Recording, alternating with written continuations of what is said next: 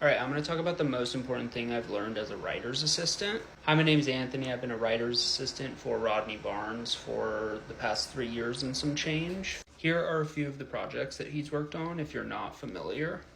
Beyond the obvious of just being able to watch an incredible writer write, pitch, talk to studio execs or studio heads, the biggest thing that I've learned is that you have to have an absurd amount of irons in the fire at all times. I'll show you what I mean. Beyond his movie and TV slate, Rodney writes on and narrates this horror anthology podcast, which comes out with a new episode every Tuesday.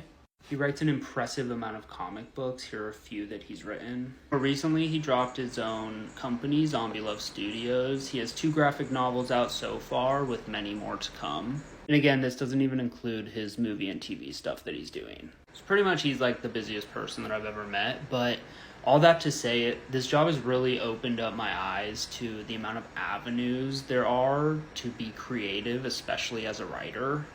And though they're all different mediums, they all come back to the same basics, which are tell a cool story with cool characters. So my biggest piece of advice to emerging writers or people that want to become writers in some form or fashion is to look at the different avenues and see how many things you can get going at once. Maybe your story doesn't work for TV or movie at this point in time, but maybe it works for a podcast or a graphic novel or a comic book.